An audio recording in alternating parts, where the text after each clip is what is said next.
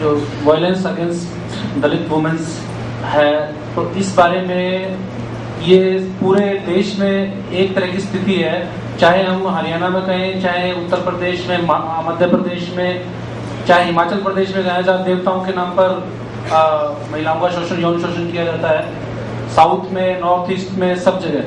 तो अब एक बड़ी जरूरत बन चुकी है कि आप इस कॉन्फ्रेंस में काफी बड़ी संख्या में दलित संगठन और महिलाओं के लिए काम करने वाले संगठन इकट्ठा हुए हैं। तो ये एक जरूरत है कि इस बारे में हम एक नेशनल नेटवर्क बनाए, ताकि कहीं भी कोई इस तरह की घटना हो तो उस नेटवर्क की सहायता से उस प्रदेश में हम तुरंत फैक्ट फाइंडिंग, तुरंत फर्स्ट एड, तुरंत लीगल एड हम वहां पर पहुंचा सके।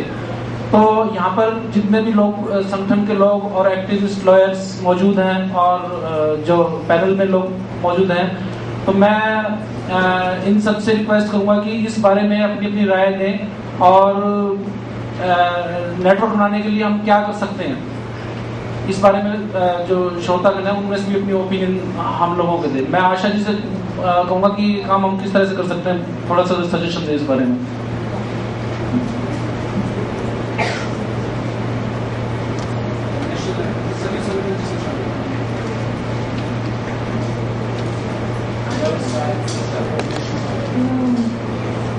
I don't know. To be honest, what I spoke also in the initial thing was that there is a lot of work that's being done already by what you have heard, so many different examples, different ways in which these challenges are being addressed on the ground. So definitely there is a lot of process that's already happening. It's not that it's not happening. Every case, though it's such a high frequency of cases that are being reported, yet there is a response from Dalit activists, organizations, networks on the ground. So I think that whatever next networking idea that is being proposed here should definitely take into account those interventions, those initiatives, and that energy that is already there. I think kind of consolidating that energy into state level process and a national level process is something that would work well, I think. Secondly, I think that like I said already, that the battle here is, one is following up on the cases, on taking each case forward. But the larger battle really is such kind of a deep-seated institutional bias that exists at all levels. I mean, if they are going to directly say that anyway तुम लोग दलित महिलाओं यही काम है आप लोगों का, मतलब आपका बॉडी हम यूज कर सकते हैं, इस्तेमाल कर सकते हैं, और आप लोग अभी आ गए कंपनसेशन के लिए, तो what this network will do to break those kind of institutional biases that exist is something we have to consider. Thirdly, I'll just stop by saying that on one hand, here we are all activists following up the cases, doing fact finding, and on the other hand, here we kind of an expert lawyers collective or something. How do we connect these two? इन दोनों को कैसे हम connect करेंगे ताकि एक दूसरे को वो कॉम्प्लीमेंट करें, ना कि वो अलग अलग काम करें? वो शायद देखना बहुत जरूरी है कि संगठन और ये लीगल कलेक्टिव्स या फिर स्ट्रॉन्ग लीगल एक्सपर्टीज का रिसोर्स जो है, इन दोनों को मिला के हम कैसे काम कर सकते हैं, ना कि वो अलग अलग दिशा में काम करें। ये शायद ये 3 सुझाव में अभी इस वक्त रख सकती हूँ। अभी हमारे साथ पैनल में जनसास मध्य प्रदेश से क्रांति थी, उनका बहुत अच्छा संगठन है, तो 400 के करीब लॉयर्स उनके साथ हैं और करीबन 600 केसेस वो दलित राइट्स पर कर रहे हैं, और उनका बड़ा अच्छा उन्होंने अपना सिस्टम बनाया हुआ है, विक्टिम्स को मूड कोर्ट्स में ले जाकर उनको सारा जो एविडेंस का प्रोसेस समझाना, तो इनका बड़ा संगठन है। इस बारे में क्रांति जी, हम नेशनल नेटवर्क में आपका संगठन की तरफ से कुछ सुझाव कि हम जैसे कोई बड़ी घटना होती है तो उसमें आपका संगठन, हमारा संगठन HRLN और इंडिया एडमम सब मिलकर किस तरह से एक मिलकर काम कर सकते हैं? रजत जी, बहुत अच्छी बात आपने बोली, क्योंकि अलग अलग स्टेट्स में, अलग अलग जिले में अगर हम लोग काम करेंगे तो इस चीज को हम वैसे खत्म नहीं कर सकते, क्योंकि बड़े स्तर पे ये घटनाएं देखने को मिल रही है हमारे पूरे भारत देश में। दलित का मुद्दा अलग है, दलित महिलाओं का मुद्दा अलग है, तो उस मुद्दे को अगर हमें खत्म करना है तो हमें ज्वाइंटली हर एक चीज साथ में काम करनी पड़ेगी। अलग अलग स्टेट्स में करेंगे हम लोग तो बिखरे हुए नजर आएंगे, और वो समस्या जो जेंडर आधारित है उसको अगर हमें खत्म करना है, या जो कास्ट है ना, दलित महिला की अगर हम बात करें तो कास्ट से रिलेटेड है वो, उसको खत्म करना है तो हमको हर स्टेट का एक संगठन बनाना चाहिए। जो भी लोग काम करते हैं इस मुद्दों के ऊपर उन्हें साथ में आना चाहिए, साथ में बैठना चाहिए। और दूसरा कि 3 स्टेप से हमें काम करना चाहिए। एक तो हमारी संस्थाएं हैं जो कि एडमिनिस्ट्रेशन लेवल पे हायर लेवल तक जा सकती है। दूसरा हमारा एडवोकेट का एक पूरा पैनल होना चाहिए। सभी एडवोकेट्स जो इन मुद्दों पे काम करना चाहते हैं उन्हें हमें और संवेदनशील बनाना है, ताकि वो कोर्ट के अंदर काम करेगा एडवोकेट ही, तो वो एडवोकेट हमारे साथ आना चाहिए। हर स्टेट से हमें ऐसा उनका भी एक पैनल खड़ा करना चाहिए। और तीसरा स्तर है हमारा गाँव में भी हमारे साथ सपोर्ट सिस्टम होना चाहिए। तो गाँव से अगर कोई मुद्दा आता है हमारे पास आएगा, वो उस मुद्दे को फिर हम लोग कोर्ट के अंदर भी फाइट करेंगे। तो ये जो एक त्रिकोण हमारा बनेगा तो वास्तव में इसमें एक प्रभाव हम बोल सकते हैं कि पड़ेगा। तो रजत जी, मेरा ये सजेशन है कि एक तो हमको सभी लोगों को मिलके एक साथ एक स्तर पर काम करना चाहिए, और गांव से उठा के तो कोर्ट तक हमें साथ में जाना चाहिए, तब जाके हम इस समस्या को जड़ से खत्म करने की बात। Thank you. आप सभी लोगों में से जो लोग इस बारे में सवाल करना चाहते हैं, सजेशन देना चाहते हैं, तो उनके सुझाव या सवाल आमंत्रित हैं।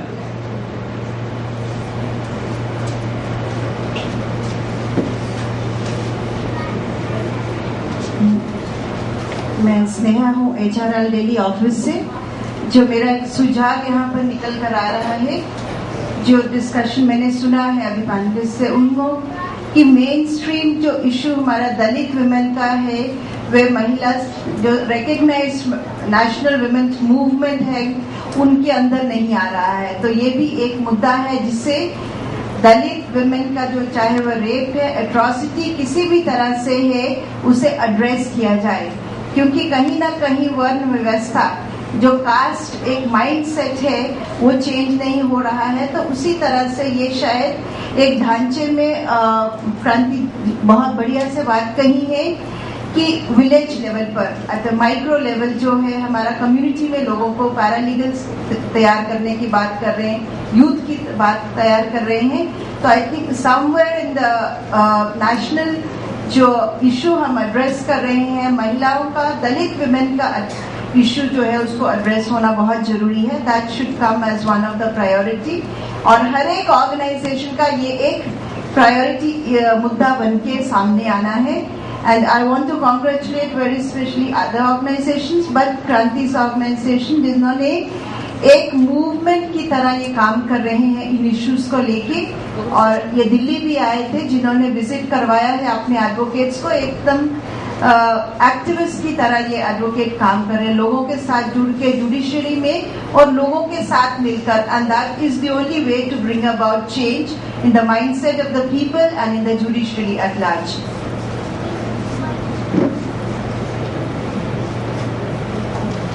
नमस्कार, मेरा नाम दीपा है, मैं देहरादून से हूँ, और मुझे खासकर बदायूं वाले केस के बारे में बात करनी थी। और वहाँ से क्या हुआ कि हमें ऐसा लगा कि यूपी में वो घटना घटी, तो हमें ऐसा लगा कि वहाँ की जिम्मेदारी ज़्यादा बन गई थी। हम में से किसी ने ना तो उसमें प्रतिक्रिया दी और ना हम उसमें साथ दिखे। तो यहाँ के फोरम पे हम लोग ये डिसाइड करते हैं कि चाहे किसी भी राज्य में, किसी भी जगह पे ये घटना घटे, तो हमारी तरफ से एक प्रतिक्रिया जरूर जानी चाहिए at a strong like a group formed here. एक बात मुझे बोलनी है कि जिस प्रकार से HRLN काम कर रहा है मुझे बहुत अच्छा लगा सभी मुद्दों के ऊपर, एडवोकेट्स के साथ भी।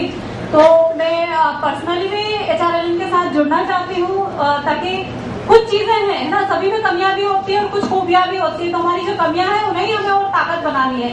तो जो HRLN से भी बहुत सारी चीजें हमें सीखने को मिली है और आगे भी हम सीखना चाहते हैं, तो उसके साथ जुड़ के अगर हम चलेंगे तो बहुत वास्तव में फायदा होगा। धन्यवाद।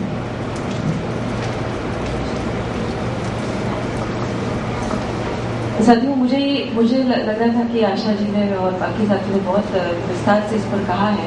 मुझे ये कहना था कि जब हम दलित महिलाओं की पहचान की बात कहते हैं, उसको लेकर के हम उनके इश्यूज की बात जरूर करते हैं, लेकिन जब मैं पिछले लगभग 17 साल से काम करते करते मैंने ये अनुभव किया है कि दलित महिलाएं मजबूत महिलाएं हैं, फाइटर्स हैं, इसलिए मैं उनके साथ काम करती हूँ।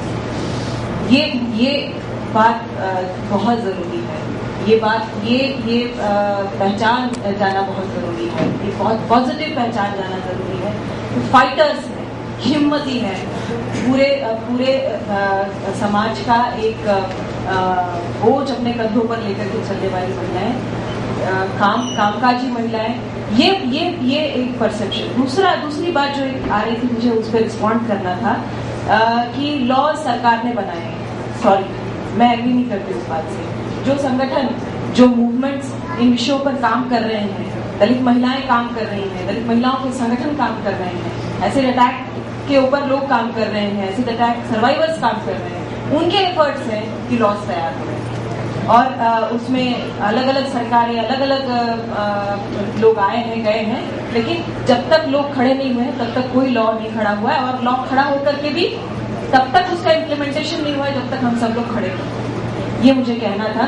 और साथियों, मुझे ये जरूर कहना है कि अलग अलग जगह पे हम लोग काम जरूर, कल भी मैं यही कह रही थी, एसिड अटैक सर्वाइवर्स के संदर्भ में कह रही थी। मेरा संगठन भी दलित महिलाओं के साथ काम करता है, एसिड अटैक सर्वाइवर्स के साथ काम करता है, लेकिन मुझे ये लगता है कि हम अलग अलग जगह पे पॉकेट्स में काम कर रहे हैं, बिल्कुल कर रहे हैं, लेकिन एक समन्वय, आशा जी ने बिल्कुल सही कहा था कि एक समन्वय बहुत जरूरी होगा। चाहे टेक्निकल एक्सपर्टीज हो, लीगल एक्सपर्टीज हो, संगठन है, इन सब के बीच में राष्ट्रीय स्तर पर एक समन्वय बहुत जरूरी होगा। Thank you. और कोई? मैं बताऊंगी, पिछले साल हमने ये जब 13 केसेस आए थे दलित के, तब हम सुप्रीम कोर्ट गए थे। उसका धर्मपाल पिटीशन जो है हमारा सुप्रीम कोर्ट में, तो उसमें हम उनको कोर्ट ने बोला कि आप गाइडलाइंस ड्राफ्ट करो कि क्या क्या होना चाहिए। तो उसमें हमने ये मेंशन किया था, जैसे हरियाणा में आज भी कोई शेल्टर होम नहीं है। कितने स्टेट्स ऐसे हैं जहाँ पे शेल्टर होम नहीं है। डोमेस्टिक वायलेंस एक्ट के आने के बाद भी डीवी के अंदर भी वहाँ पे कोई शेल्टर होम नहीं है। पंजाब में भी ऐसा ही कुछ है। पंजाब में एक शेल्टर होम आया था, वो भी ऑनर किलिंग के केसेस के बाद। तो अभी तो झारखंड में भी एक शेल्टर होम नहीं है। तो ये चीजें हम पूछना चाहेंगे आपसे कि कौन से ऐसे स्टेट है जहाँ पे आज भी शेल्टर होम नहीं है। निर्भया फंड भी आया, निर्भया स्कीम्स भी आई, पर उसके तहत भी अभी कुछ भी नहीं हो रहा। इतना पैसा है सरकार के पास, पर वो पैसा स्टेट्स तक नहीं आ रहा, वो यूज नहीं हो रहा। तो अगर ऐसी चीजें आप बता सकते, क्योंकि वो पिटिशन अभी भी चल रहा है, तो उसमें हम ये रिक्वेस्ट कर सकते हैं कि एटलीस्ट जैसे हरियाणा में कोई शेल्टर होम अभी तक नहीं आया है।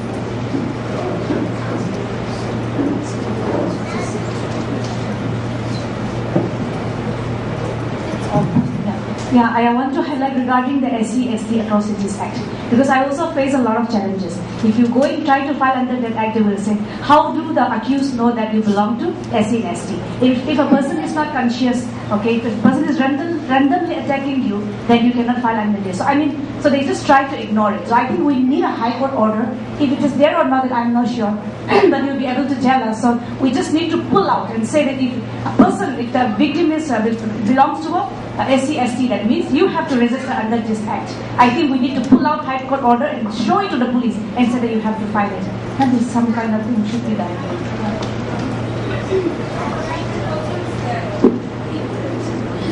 You're right. I think whatever that order you need, it's actually there in the act itself. And then also now the amendments that are being proposed, it's right now in the stage of the ordinance, that includes all these other forms of atrocities which were not first initially included in that list. But otherwise, I don't think that we have to prove that we belong to SC or ST.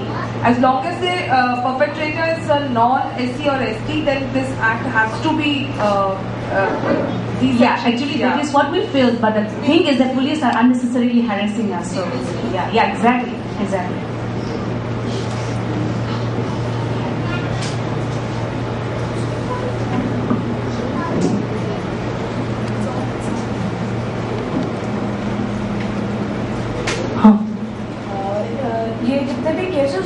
जैसे Badaun rape case भी है, तो इसमें basically हर जितने भी gang rape है ये सब हो रहे हैं। इसमें सबसे पहला मुद्दा एक जो हमारे सामने आता है वो ये होता है कि जो महिलाएं हैं वो सुबह में या शाम को सूरज ढलने के बाद वो जब अपने नेचर्स कॉल अटेंड करने जाती हैं तो उनके साथ ये गैंग रेप होता है।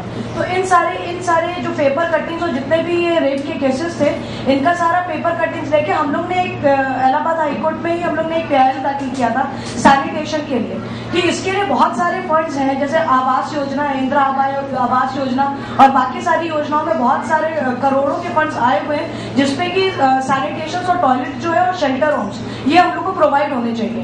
तो इसमें भी हम लोग अगर इसको देखें तो हम लोग इस तरह से भी इस पे कर सकते हैं for the shelter homes and for the sanitations. I just want to respond very quickly to that definitely हमको sanitation चाहिए, definitely toilets चाहिए, लेकिन also we need to see that if you have heard what all the experiences were being shared, the large number of cases of violence, especially from the Dalit women's perspective, are all linked to access to resources, to land, to being in governance, to be in the panchayat, to wherever we are challenging the power structures or wherever we are trying to move that little status quo, that's where the violence is also happening. So in this whole discussion around wanting having toilets to reduce the violence against Dalit women, I think that is we need to really very closely, nuancedly look at that. Surely we need toilets, I'm not saying no to it, but also look at the larger structural issues that exist which are actually the cause of extreme forms of violence and revenge violence on Dalit communities, including Dalit women. मेरा एक suggestion है कि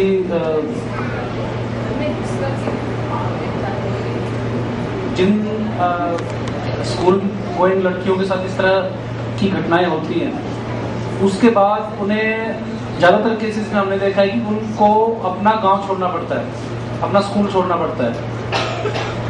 तो इस तरह की जो victims हैं उनके लिए जो बड़े शहर हैं, दिल्ली है, बॉम्बे है, इस तरह के शहरों में अच्छी एजुकेशन गवर्नमेंट के खर्चे पर हॉस्टल के साथ रेजिडेंशियल स्कूल्स में ऐसा कुछ अरेंजमेंट होना चाहिए। हम अपनी उसमें PIL में भी ये बात बोल सकते हैं क्योंकि हमारे पास ये 3 लड़कियां बैठी, तीनों को गांव छोड़ना पड़ गया है और एक ने पढ़ाई छोड़ दी है, दूसरी शबनम में कुछ कॉन्फिडेंस आया है लेकिन बाकी सभी लड़कियों की स्थिति ऐसी नहीं है।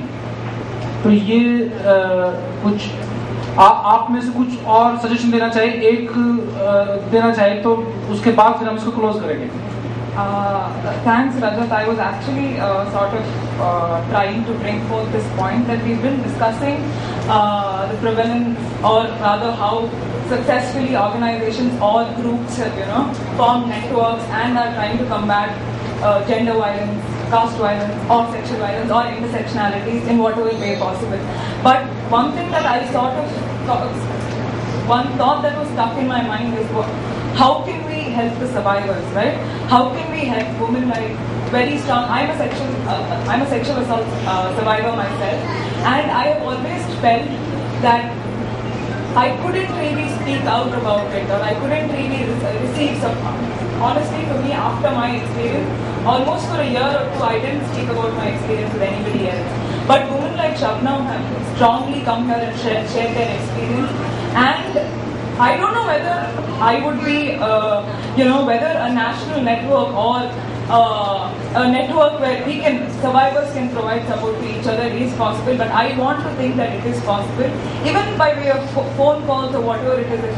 If we can by ourselves, create a network or any sort of a community where we can talk to each other in spite of the language barriers. I'm very sure that language barriers can be tackled and can be broken down. So if there is some way through which all the organizations which come together also give survivors the opportunity to talk to each other, to take each other forward, irrespective of the barriers. I think if we could come up with something that would be really good. I just want to quickly sum up. Yesterday I spoke about the media. I think today I want to just introspect a bit and say that the media also needs to be more responsible. There needs to be sensitization of the media जो भाषा media use करती है वो भाषा थोड़ी ठीक होनी चाहिए, क्योंकि मीडिया में भी जो लैंग्वेज यूज होता है उसमें विक्टिम को अक्यूज किया जाता है. So I think since you all organizations do such great work and you all deal with so many victims and survivors, maybe you all should hold some workshops with journalists, workshops with media groups to sensitize the media. Especially in local media, there's this entire thing. I was doing a story in Faizabad with a rape survivor, and she was talking about how her boyfriend raped her, and the local stringer there told me, देखो कैसे पटर पटर बोल रही है, boyfriend बोल रही है, रेप वर्ड यूज कर रही है, मतलब इसी की गलती होगी. So I think that mindset in media needs to change. More hands are being raised, but with Rajatji's permission.